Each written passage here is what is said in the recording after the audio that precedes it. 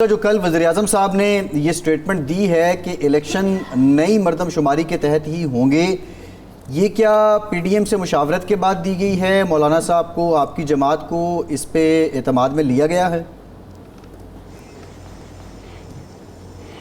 بسم اللہ الرحمن الرحیم، بہت شکریہ۔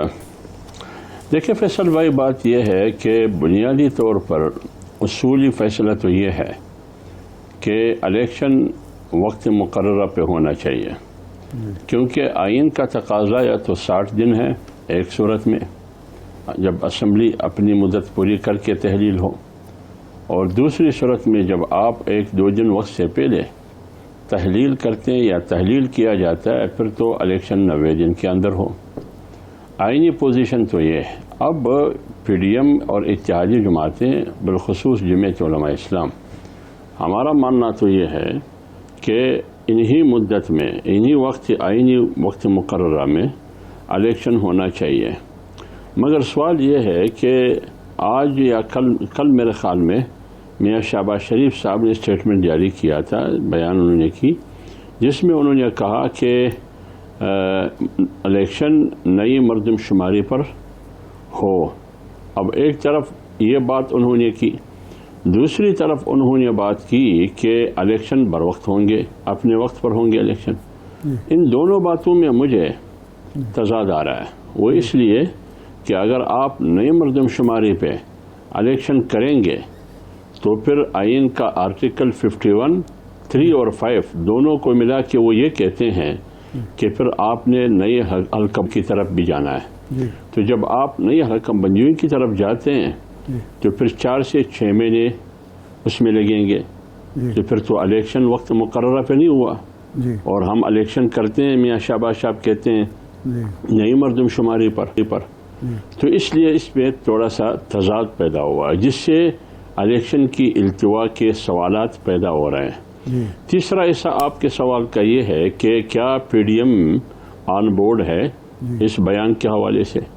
میرے خیال میں اس حوالے سے پی ڈی ایم سے کوئی مشاورت نہیں ہوئی ہے، پی ڈی ایم کی میں شریک جماعتوں سے۔ اب میاں شہباز شریف صاحب نے ان کی زبان پھسل گئی یا انہوں نے شعوری طور پر یہ بات کی؟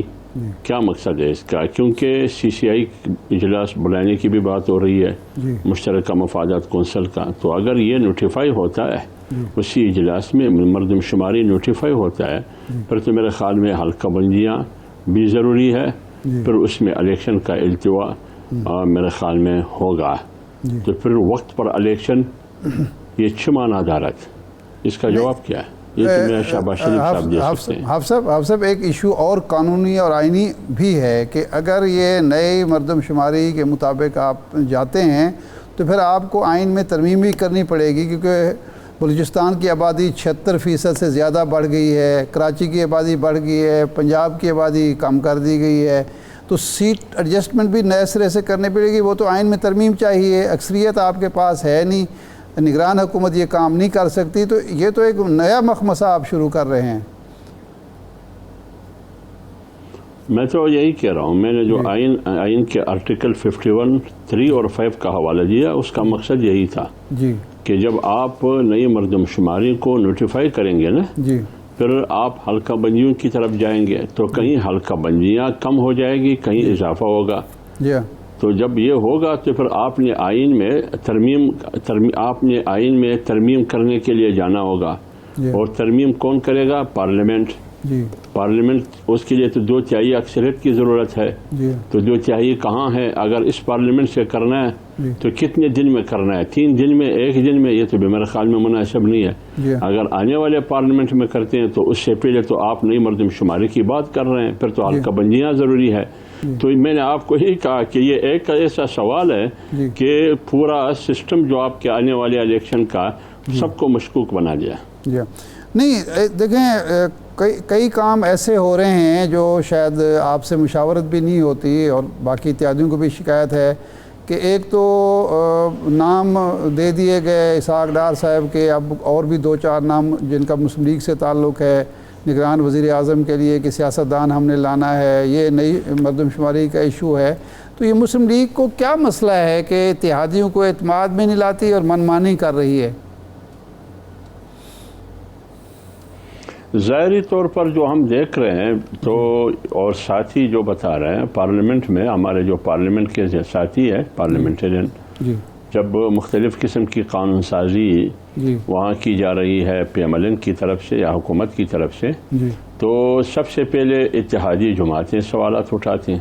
جی بلکہ میں آپ کو یہ کہوں کہ پی ایم ایل این کے اندر جی کچھ آوازیں جیسے عرفان صدیقی صاحب نے خود ہاں. ایک موقع پر کہا جی کہ اس سلسلے میں مجھے کوئی پتہ نہیں ہے پی ایم ایل این جو کہ میرا تعلق بھی پی ایم ایل این سے عرفان صدیقی صاحب نے کہا جب وہ کہتے ہیں کہ مجھے کوئی علم نہیں ہے جی اور جمعیت علماء اسلام اتحادی جماعت ہے وہ برملا اظہار کر رہی ہے جی کہ ہمیں اعتماد میں نہیں لیا جی اور اسی قسم کی وہ نیشنل پارٹی ہے ڈاکٹر عبدالمالک بلوچ صاحب کی جی ان کا جو نمائندہ ہے سینیٹر ایوان میں وہ بھی کہہ رہے ہیں کہ ہمیں علم اعتماد میں نہیں لیا.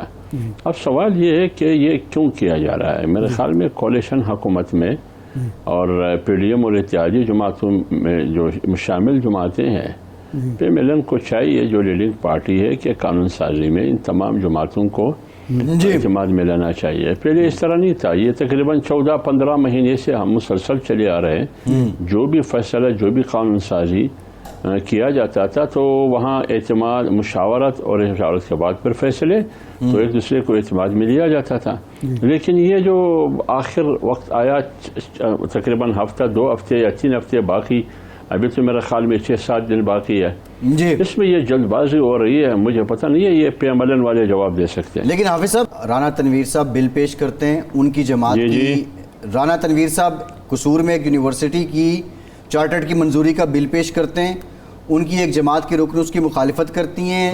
آپ کی جماعت کے ڈیپٹی اسپیکر ہیں زاہد اکرم دورانی صاحب وہ جب ووٹنگ کرواتے ہیں تو مطلوبہ نمبر حاصل نہیں ہوتے ہیں تو وہ وقفہ کروا دیتے ہیں.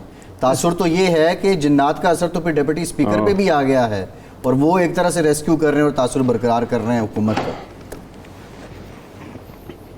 دیکھیے اسی سے آپ اندازہ لگائیے جب کورم پورا نہیں ہوتا ہے یا جو بھی مشکل رکاوٹ پیش آتی ہے تو آپ کہتے ہیں کہ اتحادی جماعتوں میں شامل جماعتیں یا ان کے اراکین یا پی ایم ایل این میں پی ایم ایل این کی پارلیمنٹ کے اراکین بھی سوالات اٹھاتے ہیں یا وہ حصہ نہیں بنتے ہیں تو اس سے آپ خود اندازہ لگائیے کہ اعتماد کہاں ہے. جہاں تک آپ نے ڈپٹی اسپیکر کی بات کی مجھے یہ پروسیس معلوم نہیں ہے نہ مجھے میں نے پوچھا ہے ان سے. ابھی آپ کے سوال سے مجھے پتہ لگا جی وہ ان سے پوچھ کے پھر میرے خیال میں کچھ بتا سکتا ہوں یا آپ ڈائریکٹ ان سے سوال کر سکتے ہیں کہ وہاں کیا وجہ ہے. اچھا آپ صاحب یہ ایک قانون منظور ہوا کہ خفیہ ایجنسیوں کو اختیار حاصل ہوگا کہ وہ کسی کو بھی وارنٹ کے بغیر وارنٹ دکھائے بغیر گرفتار کر سکتے ہیں کسی گھر پر چھاپا مار سکتے ہیں کسی گھر میں داخل ہو سکتے ہیں.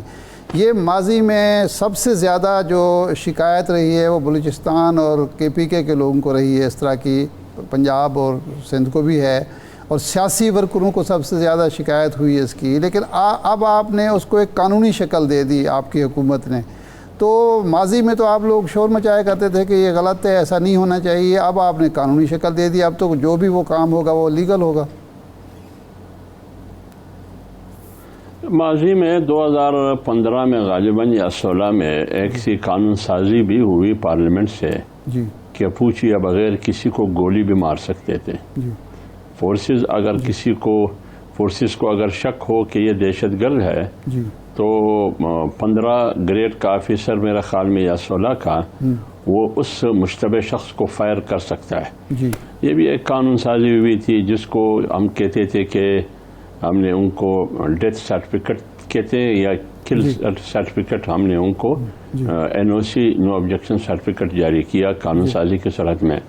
اگر آج اس قسم کی قانون سازی ہوئی ہے میری جو معلومات ہے ہماری پارٹی جمعیت علماء اسلام میں نے آپ کو پہلے کہا کہ ان کو اس قسم کی قانون سازی میں نہ دلچسپی ہے اور نہ اعتماد میں لیا گیا ہے بلکہ جمعیت علماء اسلام. بلکہ میں آپ کو یہ کہوں کہ اگر آپ اسلام کی قانونی نظام دیکھیں دین اسلام کو آپ پڑھیں اور آپ نے پڑھا ہے مجھے یقین ہے وہاں بھی آپ کو کسی کے گھر میں جانے کی رات کے اندھیرے میں یا دن کی روشنی میں یا بغیر وارنٹ کے گرفتار کرنے یا اس قسم کی جس سے کیا کہتے ہیں نقصان ہوگا، فائدہ نہیں ہوگا گرفتار کرنا۔ تو اب یہ قانون سازی کیسے جلد بازی میں پاس کی گئی، کیسے یہ قانون سازی ہوئی؟ ہماری پارٹی نے تو آپ کو معلوم ہے کہ جمعیت علماء اسلام نے پارلیمنٹ میں اس کی غالباً مخالفت کی ہے۔ ڈیٹیل اور تفصیل مجھے معلوم نہیں ہے، تو تفصیل سے میں اس لیے جواب نہیں دے سکتا کہ پس منظر کا مجھے کوئی علم نہیں ہے۔